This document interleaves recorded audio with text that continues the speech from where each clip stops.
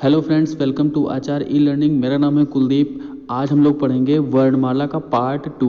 Part 1 में हम लोगों ने पढ़ा था कि वर्ण क्या होते हैं। वर्ण भाषा की सबसे छोटी लिखित इकाई को वर्ण कहते हैं और इसके भेदों को जाना था। स्वर और व्यंजन। स्वर को हम लोगों ने लास्ट वीडियो में पढ़ा है। जिन लोगों ने इस वीडियो को नहीं देखा है तो डिस्क्रिप्शन बॉक्स में उस वीडियो का लिंक दे रखा है, आप वहाँ जाके उसको देख सकते हैं।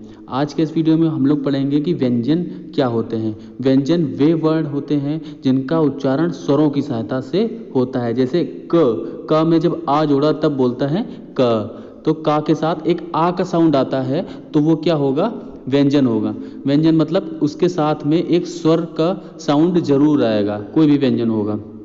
अब व्यंजनों का वर्गीकरण। तो व्यंजनों का वर्गीकरण में सबसे पहला वर्गीकरण होता है स्पर्श व्यंजन या वर्गीय व्यंजन। स्पर्श व्यंजन वे होते हैं जिनका उच्चारण कंठ, ताल, मूर्धा, दंत और ओष्ठ के स्पर्श से होता है।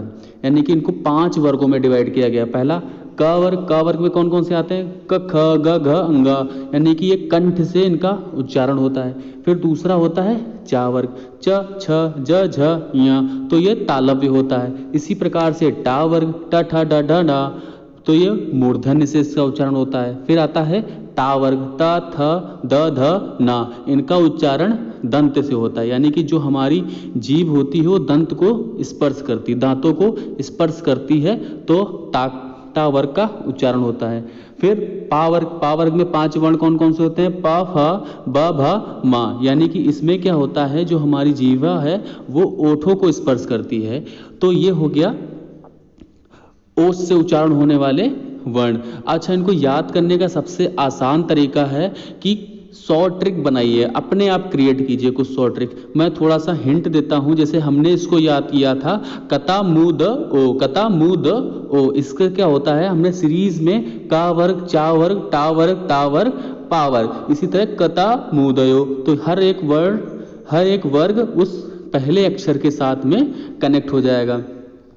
अब बात करते हैं व्यंजन, अंत्यस्थ व्यंजन। अंत्यस्थ व्यंजन क्या होते हैं, इनका उपयोग जीभ, तालु, दंत और मूर्धा से स्पर्श से नहीं होता है, बल्कि ध्वनि अंतः स्थल से आती प्रतीत होती है। मतलब अंतः स्थल से आती प्रतीत होती है। ये 4 होते हैं। कौन कौन से, य, र, ला, वा, ये 4 होंगे कौन से, अंतस्थ व्यंजन। अंतः स्थल से ध्वनि आती हुई प्रतीत होती है। इससे अच्छा इन चारों वर्णों में चारों को अलग अलग नाम से भी जानते हैं। जैसे या और वा, ये क्या होते हैं, अर्धस्वर। ये क्या होंगे, अर्धस्वर। अर्धस्वर क्यों होते हैं, क्योंकि ये 2 स्वरों की सहायता से मिलकर बने होते हैं। ई और आ से मिलकर या बनता है और ऊ और आ से मिलकर वा बनता है, इसलिए इनको अर्धस्वर भी कहते हैं। रा को क्या बोलते हैं, प्रकंपित या लुंठित वर्ण। रा को प्रकंपित या लुंठित वर्ण। ये एग्जाम की दृष्टि से बहुत ही इंपॉर्टेंट है, क्योंकि डायरेक्टली पूछ लिया जाता है कि पार्श्विक वर्ण कौन सा होता है, तो ला। इसी तरह क्वेश्चन अराइज होते हैं। फिर तीसरा वर्गीकरण आता है ऊष्म व्यंजन। ऊष्म व्यंजन कौन कौन से होते हैं, इनका उच्चारण रगड़ या घर्षण से उत्पन्न वायु से होता है। कौन कौन से होते हैं, हमारे तीनों सा, शा, शा, शा, हा, यानी कि जो तीनों सा होंगे वो ऊष्म व्यंजन में आएंगे। पहला सा क्या होता है, तालव्य वाला सा होता है। दूसरा मूर्धन्य वाला। फिर तीसरा दंती सा यानी कि सपेरा वाला। फिर चौथा क्या होगा, हा। इसको हम बोलते हैं काकल वर्ण या काकल्य वर्ण। इसको काकल्य वर्ण बोलते हैं। अब होता है उच्चारण प्रयत्न के आधार पर व्यंजनों का वर्गीकरण। जो उच्चारण प्रयत्न होते हैं 2 प्रकार के होते हैं, एक अभ्यंतर प्रयत्न और दूसरा बाह्य प्रयत्न। तो अभ्यंतर प्रयत्न को डिवाइड किया है स्पर्श। स्पर्श में मतलब जो हमारे स्पर्श व्यंजन होते हैं उनके सारे के 4 वर्ण, पहले 4 वर्ण वो स्पर्श में आएंगे, लेकिन च, छ, ज, झा को छोड़कर जितने भी 4 वर्ण होंगे वो च, छ, ज, झा को छोड़कर सारे स्पर्श में आएंगे। और च, छ, ज, झा क्या होंगे, वो होंगे स्पर्श संघर्षी, स्पर्श संघर्षी। और फिर आता है श, शा, सा, ये तीनों होंगे संघर्षी। सा से सपेरा, सा से सलजम और सा से षटकोण, ये शा से उच्चारण होते हैं और संघर्ष भी सा से स्टार्ट होता है, तो इनको बोलने में संघर्ष लगता है। सा से संघर्ष होता है, इसीलिए संघर्षी होंगे। ठीक है। फिर ला हमने बताया था, ला होता है पार्श्विक वर्ण और रा होता है लुंठित वर्ण। और फिर ये डा, डा डमरू वाले डा के नीचे बिंदी और ढा से ढपली वाले ढा के नीचे जब बिंदी आ जाती है तो इनको बोलते हैं उत्क्षिप्त या द्विगुण वर्ण। द्विगुण वर्ण यानी कि इनके दो गुण होते हैं तो इनको द्विगुण वर्ण या उत्क्षिप्त व्यंजन बोलेंगे। फिर होता है या और वाह हमारे अर्धस्वर होंगे। और अनुनासिक होते हैं ये जो प्रत्येक वर्ग का पांचवा अक्षर यानी कि पंचमाक्षर भी बोलते हैं इसको, तो ये क्या होंगे अनुनासिक। इनका उच्चारण कहाँ से होता है, नासिका से, ठीक है। फिर आता है बाह्य प्रयत्न। बाह्य प्रयत्न को चार भागों में कैटेगराइज किया गया है, अघोष वर्ण, सघोष वर्ण या घोष वर्ण। फिर अल्प प्राण और महाप्राण। अघोष क्या होते हैं, जिन वर्णों का उच्चारण में स्वर तंत्रियां झनकृत नहीं होती हैं वो अघोष वर्ण कहलाते हैं। यानी कि जो प्रत्येक वर्ग का पहला दूसरा व्यंजन होगा, यानी कि क ख च छ ट ठ, ये क्या होंगे अघोष वर्ण। और तीनों सा, जो भी तीन सा होते हैं, शा शा और सा, ये तीनों सा होंगे हमारे अघोष वर्ण में आएंगे। फिर घोष या अघोष, जिन व्यंजन वर्णों के उच्चारण में स्वर तंत्रियां झंकृत होती हैं वो घोष या सघोष कहलाते हैं। यानी कि प्रत्येक वर्ग के तीसरा चौथा पांचवा व्यंजन। और य र ल व और हा, यानी कि जो भी हमारे अंत्यस्थ व्यंजन होते हैं वो और हा, ये सब क्या होंगे सघोष होंगे। फिर होता है अल्प प्राण और महाप्राण। तो अल्प प्राण में क्या होता है, उच्चारण में श्वास मुख से अल्प मात्रा में निकलती है। यानी कि जो हमारे वर्णों का उच्चारण होगा उसमें क्या होगा, हमारी जो श्वास होगी बहुत ही कम मात्रा में बाहर निकलेगी। तो यानी कि प्रत्येक वर्ग का पहला, तीसरा और पांचवा व्यंजन, ऐसे याद रखना है। विषम व्यंजन जितने होते हैं प्रत्येक वर्ग के विषम व्यंजन वो अल्प प्राण होते हैं और अंत्यस्थ व्यंजन यानी कि या रा ला वा। इसी प्रकार महाप्राण में क्या होगा, उच्चारण में हकार जैसी ध्वनि निकलती है और श्वास अधिक मात्रा में निकलती है। इसमें क्या होंगे सम व्यंजन, यानी कि स्पर्श व्यंजन में जो दूसरा चौथा होगा यानी कि सम पार्ट जो भी होंगे वो क्या होंगे महाप्राण होंगे। और ऊष्म व्यंजन शा शा और हा, ये हमारे क्या होंगे ऊष्म व्यंजन के अंतर्गत आएंगे। ठीक है, अब बात करते हैं पेशीय तनाव के आधार पर व्यंजनों का वर्गीकरण। पेशीय तनाव के आधार पर व्यंजनों को दो भागों में बांटा गया है, कठोर व्यंजन और शिथिल व्यंजन।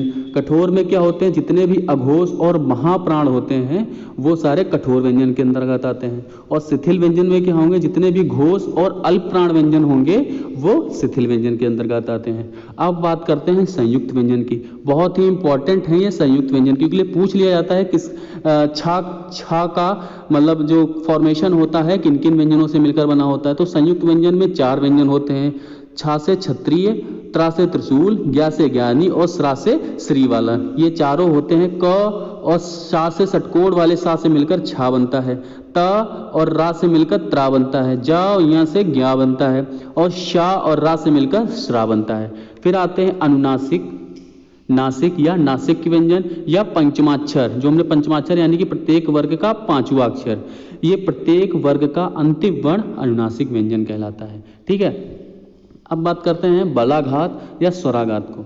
बलाघात स्वराघात क्या होता है, शब्द बोलते समय अर्थ या उच्चारण की स्पष्टता के लिए जब किसी अक्षर या वर्ण पर विशेष बल दिया जाता है तो उसे बलाघात कहते हैं। संयुक्त व्यंजन से पूर्व वाले व्यंजन पर बलाघात होता है। जो भी संयुक्त व्यंजन हमारे प्रयोग होते हैं इसके जस्ट पहले व्यंजन अगर कोई होगा तो उस पर बलाघात होता है।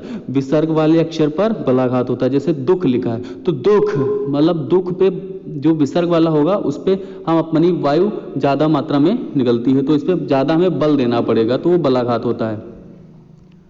फिर वर्णमाला का उच्चारण स्थान, ये इसमें क्या होगा पूरी वर्णमाला का उच्चारण स्थान है। आप इसका स्क्रीनशॉट ले लीजिए और अच्छे से याद कर लीजिए, क्योंकि इस उच्चारण स्थान से एक प्रश्न जरूर आता है। हम एक बार रिवाइज कर लेते हैं। जैसे कंठ से का वर्ग आता है, क ख ग घ और हा का उच्चारण भी कंठ से होता है।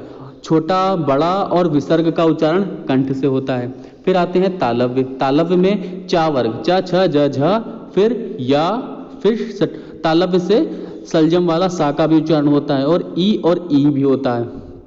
मूर्धन्य में टा वर्ग ट ठ ड ढ, फिर रा, फिर षटकोण वाला सा और री, इनका उच्चारण मूर्धन्य से होता है। त थ द ध ला और शा, इनका उच्चारण दंत से होता है। ओठों से उच्चारण वाले वर्ण कौन कौन से होते हैं?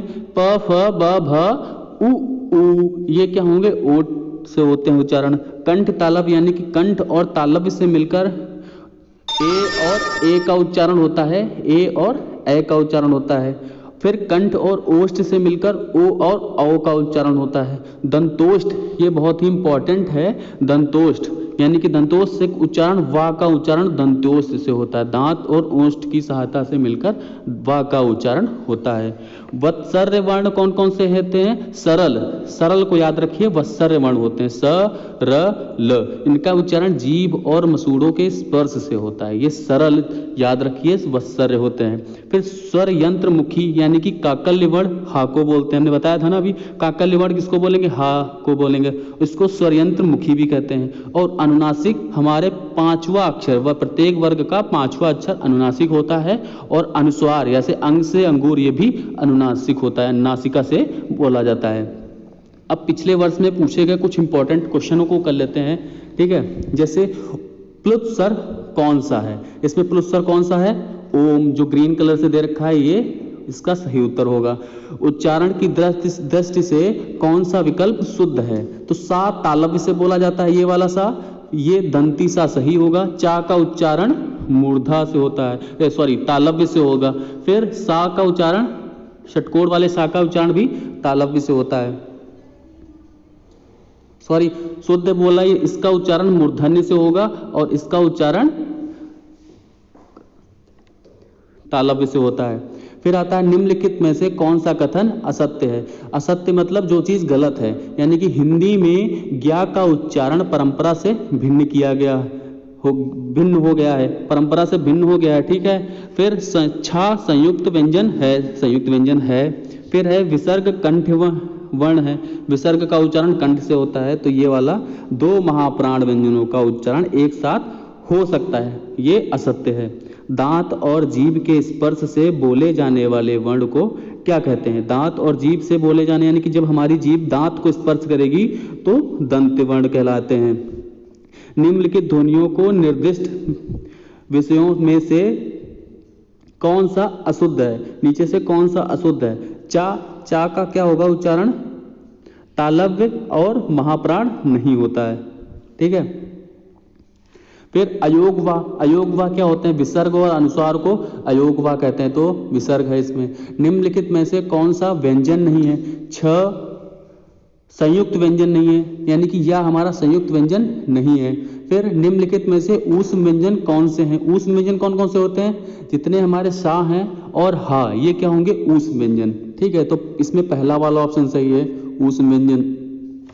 जिनका उच्चारण ऊपर के दांतों पर जीभ लगने से होता है उन्हें क्या कहते हैं? फिर से वही क्वेश्चन आ गया कि जीभ जब हमारे दांतों को स्पर्श करती है तो वो दंत व्यंजन कहलाते हैं, दंत वर्ण कहलाते हैं। स्वर का किसका भेद है? स्वर किसका भेद है? वर्ण का भेद है, ऑब्वियस सी बात है, ठीक है। फिर शा ध्वनि का उच्चारण कहाँ से होता है? इस वाले सलजम वाले सा का उच्चारण तालव्य से होता है, ठीक है।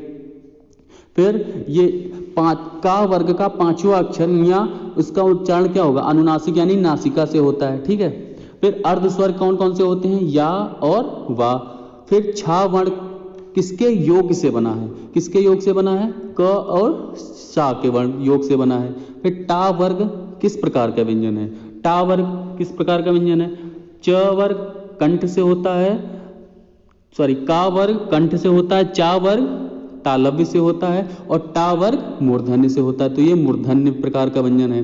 फिर निम्नलिखित में से दंत वर्ण कौन कौन से हैं? ता वर्ग जितने भी होते हैं वो दंत वर्ण के अंदर आते हैं। फिर घा ध्वनि का उच्चारण का स्थान क्या है? घा किस में आता है? क ख ग घा, यानी कि का वर्ग में आएगा तो इसका उच्चारण क्या होगा? कंठ से होगा, तो कंठ हो जाएगा इसका उत्तर। बहुत बहुत धन्यवाद इस वीडियो को देखने के लिए। अगर आपको ये वीडियो अच्छा लगा है तो प्लीज़ इसको सब्सक्राइब कीजिए और लाइक कीजिए, शेयर कीजिए।